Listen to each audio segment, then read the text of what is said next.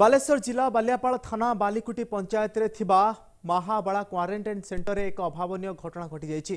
उक्त quarantine centre रे आसी रहिथिबा जणे महिला को सही केन्द्रर सफाई कर्मचारी दुष्कर्म उद्यम करुथिबा अभियोग होइछि। महिला जनक हैदराबाद रे एक घरे कंपनी रे कार्य करुथिले। कोरोना जनित लॉकडाउन पई तांको दियरंक सहित ओडिशा आसी महाबाला क्वारंटाइन सेंटर रे रहिथिले। तेबे गतकाली राति रे उक्त क्वारंटाइन सेंटर जणे सफाई कर्मचारी भावे कार्य करुथिबा बाबूमुखी उक्त महिला को दुष्कर्म उद्यम करुथिबा बेले बाल्यापाल थाना अभियोग होइछि।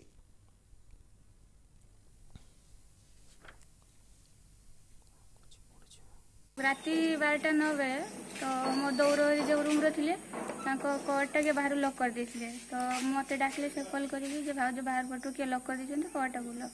तो मो कॉर्डटा खुलिया ପାଇଁ गली तारे कॉर्ड खुली के आसी मो टाइस रे जाइछे कथा कहउथले मोबाइल ले। तो कथा कही आसी मो रूम लॉक कली तारे कथा कही डेटा बेले गुटे डेटा जे कथा आइछि मो हस्बैंड के सहित।